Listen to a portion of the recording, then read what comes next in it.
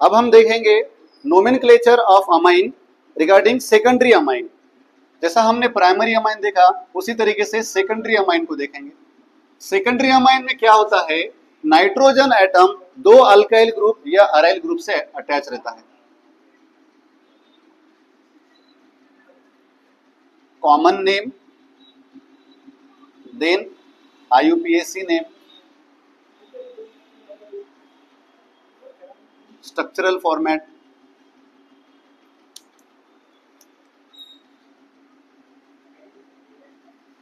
अगर आपका R alkyl group है या अराइल ग्रुप है, ठीक है, अगर आपका अल्काइल ग्रुप है, अगर दोनों ग्रुप आपके सेम है तो यहां पर आप डाई अल्काइल अमाइन भी लिख सकते, या दोनों ग्रुप अगर आपके डिफरेंट है तो उसे अल्काइल अल्काइल अमाइन के फॉर्मेट में लिखना पड़ेगा। और IUPAC में N अल्काइल अल्केन अमाइन। देखो बच्चों ध्यान दो, अब अगर हम बात करेंगे सेकेंडरी अमाइन के बारे में तो यहां पर दो अल्काइल ग्रुप या तो दो अराइल ग्रुप रहेंगे नाइट्रोजन एटम से। तो इसके एग्जांपल को देखते हैं, CH3NH CH3 CH3NH C2H5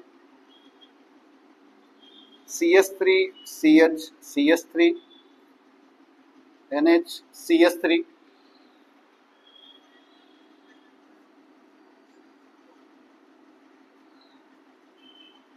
aromatic ring के भी एग्जांपल देखते हैं।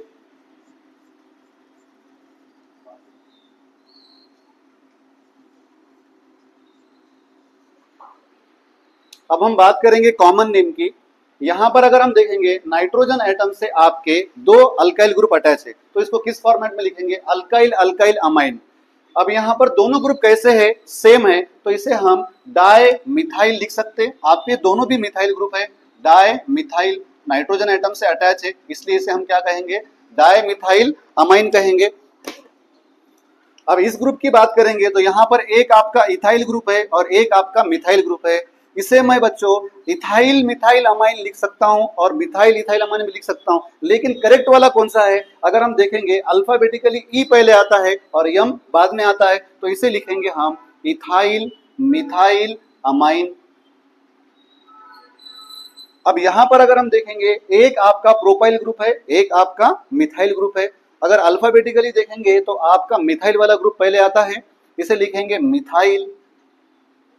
अब ये वाला आपका प्रोपाइल ग्रुप है, लेकिन यहां पर एक कार्बन एटम से दो सेम ग्रुप अटैच है, तो ये क्या बन जाएगा, आपका आइसोप्रोपाइल अमाइन बन जाएगा। याद रखना है कि जब भी अगर उसकी पोजीशन आइसो रहे या टर्शरी रहे, न्यू रहे, उसे अल्फाबेटिकली फॉलो नहीं करना है, बल्कि उसके पेरेंट्स अल्काइल ग्रुप के प्रायोरिटी को फॉलो करना है। जैसे कि ये आपका प्रोपाइल ग्रुप है, भले ही ये आपका आइसो रहे या न्यू रहे या टर्शरी रहे, ठीक है, तो ये आपका आइसोप्रोपाइल ग्रुप है, मिथाइल आइसोप्रोपाइल अमाइन।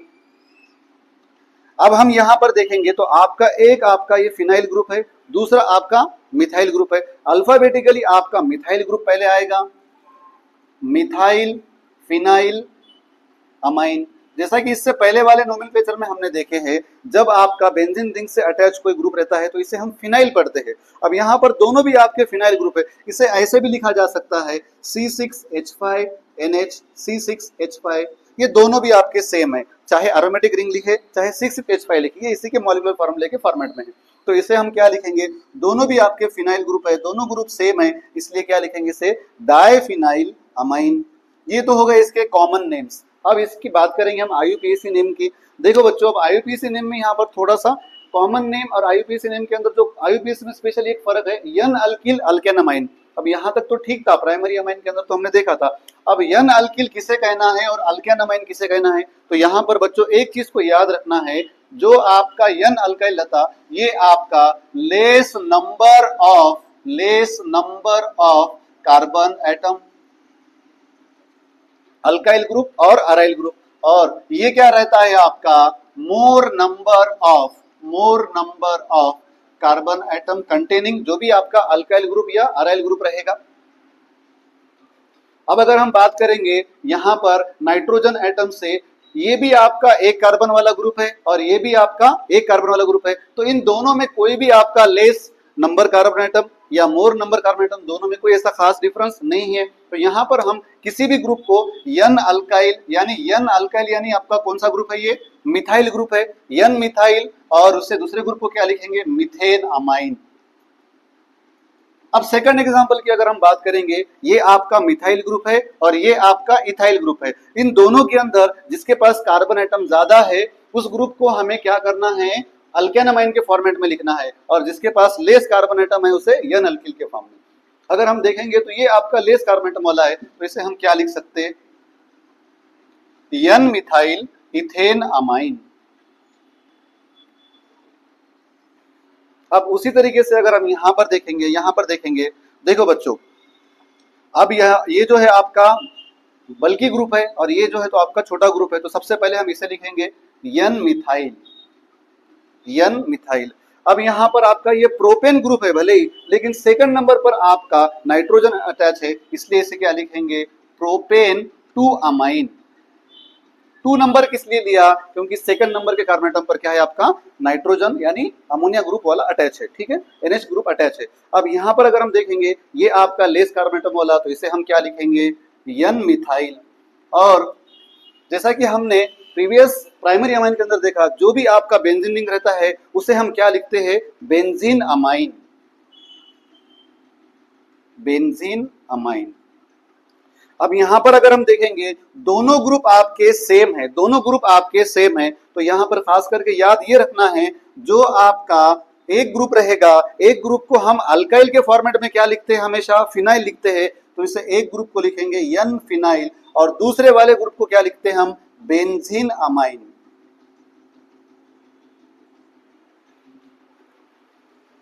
अगर इस दोनों ग्रुप की बात करेंगे, ऐसे भी आ सकता है, ऐसे भी आ सकता है, ये भी आपका ग्रुप सेम है, ये भी आपका ग्रुप सेम है, एक ग्रुप को हम फिनिल के फॉर्मेट में लिखेंगे यानी एन फिनिल, और दूसरे को लिखेंगे बेंजीन अमाइन। तो इसको नोट डाउन कर लो बच्चों।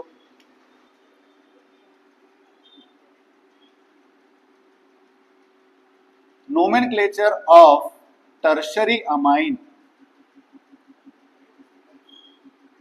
जैसा कि आप लोग जानते हो टर्शरी अमाइन मतलब क्या रहेगा, नाइट्रोजन एटम से आपके 3 अल्काइल ग्रुप या तो 3 अराइल ग्रुप अटैच रहेंगे, जिसे हम टर्शरी अमाइन कहते हैं।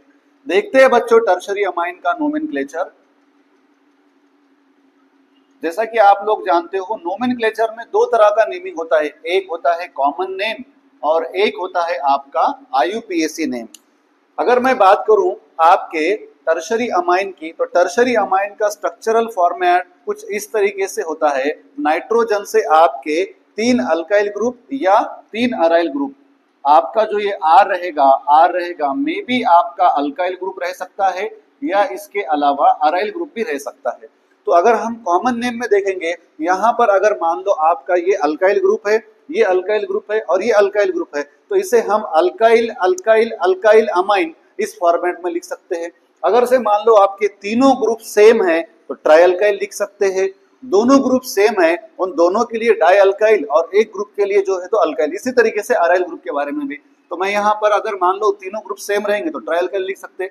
मैं फिलहाल इंडिविजुअली लिख देता हूँ, अल्काइल अल्काइल अमाइन। अब अगर हम बात करेंगे IUPAC के फॉर्मेट की, अगर हम बात करेंगे IUPAC के फॉर्मेट की, जैसा हमने सेकेंडरी अमाइन के अंदर देखा था एन अल्किल अल्केन अमाइन, वैसे ही वहां पर आपके 2 अल्काइल ग्रुप नाइट्रोजन से अटैच थे।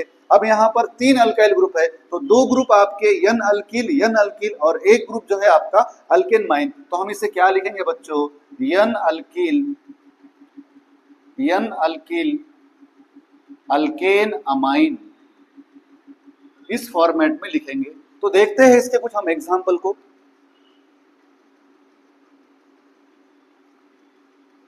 ये पहला वाला एग्जाम्पल,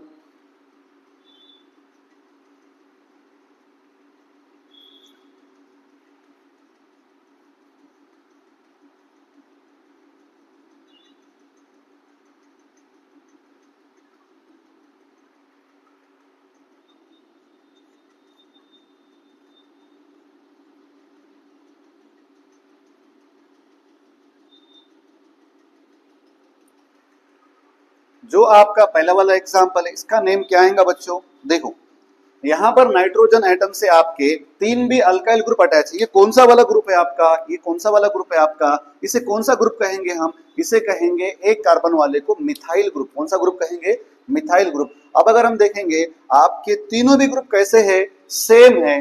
तीनों भी ग्रुप कैसे है आपके? सेम है। तो हम इसे क्या लिख सकते हैं तीनों ग्रुप के लिए? मिथाइल मिथाइल मिथाइल अमाइन, एक ये लिख सकते हैं। इसके अलावा आपके तीनों ग्रुप अगर सेम है तो इसे हम लिख सकते हैं क्या? ट्राई मिथाइल अमाइन, क्योंकि तीनों ग्रुप कैसे हैं आपके? सेम है। पहले हम कॉमन नेम बात करेंगे। अब उसके बाद में अगर हम यहाँ पर देखेंगे आपका 2 मिथाइल ग्रुप है और एक इथाइल ग्रुप है। इसे मैं क्या लिख सकता हूँ?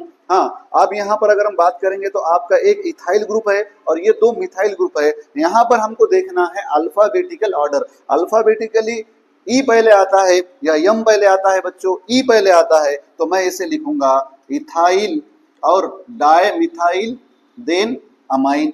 अब बहुत सारे बच्चों के डाउट ये होगा कि सर ये तो डाई है, इसको प्रीफर नहीं करना है, बल्कि आपका जो पेरेंट अल्काइल ग्रुप है इसके अल्फाबेटिकल ऑर्डर को देखना है, इसको प्रेफर नहीं करना है। चाहे आइसो रहो, चाहे एन फॉर्म में रहो, चाहे नियो रहो, आपको देखना है पेरेंट्स अल्काइल के नेम को, इसके मुताबिक आपको अल्फाबेटिकल ऑर्डर को लेना है। अब यहाँ पर देखेंगे आपका एक C6H5 जिसे हम बेंजीन रिंग कहेंगे, ये एक ग्रुप है। उसके अलावा मिथाइल ग्रुप है, उसके अलावा इथाइल, तीनों भी ग्रुप यहाँ पर डिफरेंट है। अब हम बात करेंगे यहाँ पर अल्फाबेटिकल ऑर्डर। ये आपका मिथाइल ग्रुप है, ये वाला आपका मिथाइल ग्रुप है, ये वाला आपका इथाइल ग्रुप है, और हम कॉमन नेम में बेंजीन रिंग को फिनाइल लिखते हैं। अब अल्फाबेटिकली सबसे पहले क्या आएगा? आपका इथाइल ग्रुप आएगा। सबसे पहले लिखेंगे हम इथाइल, देन आपका क्या आएगा? मिथाइल आएगा, उसके बाद में आपका फिनाइल आएगा। तो इसे हम क्या लिखेंगे? Ethyl methyl phenyl amine. अब थर्ड वाले ग्रुप की अगर बात करेंगे तो यहाँ पर आपके 2 मिथाइल ग्रुप है। देखो बच्चों ध्यान से देखो, यहाँ पर आपके 2 मिथाइल ग्रुप है और एक आपका फिनाइल ग्रुप है। अल्फाबेटिकली आपका यम पहले आता है, इसलिए आप पहले क्या लिखेंगे? Di methyl, di methyl phenyl amine. ये तो हमने यहाँ पर कुछ कॉमन नेम्स देखे। अब इसी के हम IUPAC नेमिंग देखेंगे। IUPAC नेमिंग के अंदर हमने क्या लिखना है? सबसे पहले आपको यहाँ पर यन अल्किल अल्किल अल्केन अमाइन के फॉर्मेट में नाम लिखना है। तो सबसे पहले आपको एक चीज देखना है कि अल्किल किसे लिखना है और अल्केन अमाइन किसे लिखना है।